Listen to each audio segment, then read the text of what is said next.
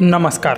सरकारी काम आणि 6 महिने थांब हे आपणाला माहीत आहेच.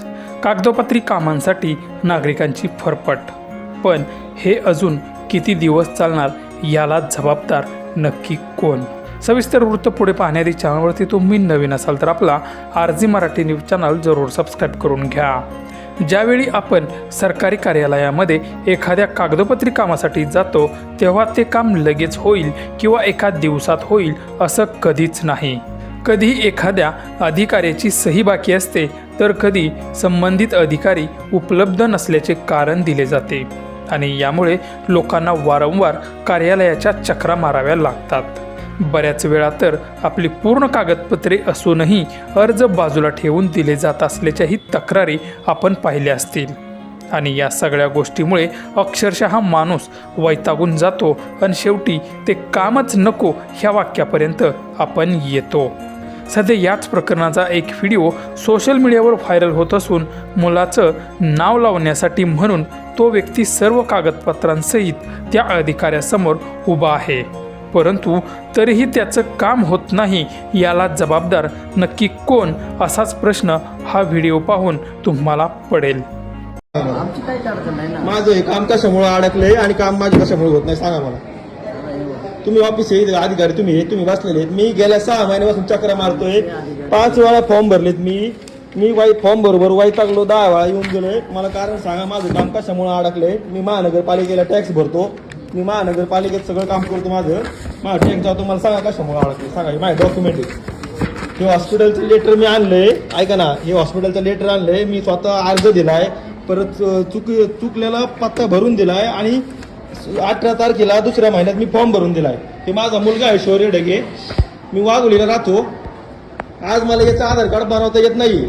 तुम्ही महानगरपालिकेत बसलेले आहेत. मला उत्तर द्या. हा द्या, उत्तर द्या. मुळात तुमचं हॉस्पिटलमध्ये हा. बाळाचा जन्म झाला. हा, हॉस्पिटलमध्ये बाळा जन्म झाला. फॉर्म भरला फॉर्म तिथे पत्ता टाकला. हा. नोंद हॉस्पिटलने केली. हॉस्पिटलने ॲड्रेस टाकायला ठीक पाहिजे. आहे. हॉस्पिटलने ऍड्रेस नाही टाकला. हे दाखला बनवला कोणी? दाखला तुम्ही बनवला. नोंद त्यांनीच केली. सगळं नोंद तुमच्याकडे त्यांनी आहे का? दाखलं नाव तुम्ही टाकलं तुम्ही केलंय ना तयार. बाळाचं नाव फक्त इथून चढतं. बाळाचं नाव इथून ऍड होतं. हा. पण जी खालची एंट्री आहे मूळ सगळं आई वडिलांचे नाव ऍड्रेस वगैरे हॉस्पिटल मधूनच येते ना. मग मी त्याच्यासाठी लेटर आणून दिले हॉस्पिटल तुम्हाला.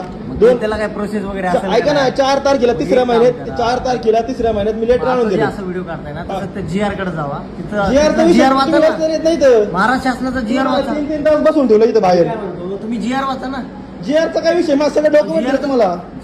GR वाचा. ऐका ना, मी सांगतो मी तुम्हाला सगळे डॉक्युमेंट दिलेले आहेत. GR वाचा, तुम्हाला लक्षात येईल लगेच. जीआर वाचायचा विषय नाही. मी तुम्हाला 6 वेळा का बोलवलं? का नाही? तुम्ही मला हे लेटर का नाही लावलं?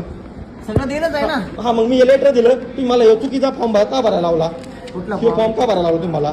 महानगरपालिकेचा सोय घोषणापत्राचा फॉर्म तुम्ही भरायला लावला मला. चुकीचं नाहीये ना. मग हे पत्र फॉर्म भरले पण का नाही झालं? दुरुस्तीचं आहे हे प्रोसेस. तुम्हाला ह्या प्रोसेसनं जायच लागणार. तरी पण का नाही झालं? मग प्रोसेस फॉर्म भरून सुद्धा का नाही झालं? ते सांगतोय तुम्ही ते बाहेर एकदा GR वाचा. हा. तुम्हाला लक्षात येईल. जीआर वाचायचा संबंध संबंध नाही. येतो ना दादा. असं काही दाखला तुम्ही बनवलाय ना. अहो, दाखला आम्ही नाही बनवला. मग कोणी बनवला काय? दाखला? आम्ही काय दाखला कोणी काही बनवला? बोलायचं का उगाच विनाकारण? बोलायचा त्रास होतोय. 6 वेळा येऊन गेलो इथे. मी 6 वेळा येऊन गेलो. 4 तास बसलो इथं. तुम्ही असं साहेब तुम्ही काय म्हणले मला त्या दिवशी? तुम्ही त्या दिवशी मला म्हणले 5 मिनिटात करून देतो. तिथं मला काय म्हणले 5 मिनिटात करून देतो म्हणले. आज जर 5 महिने झाले मी चक्रा मारतोय काय बावळट आहे का मी? तुम्ही स्वतः बोलले मला तिथं बाहेर 5 मिनिटं करून देतो म्हणून. माणसाला 50 वेळा यायला लावायचं. माणसाच्या याच्यात चुका काढायच्या.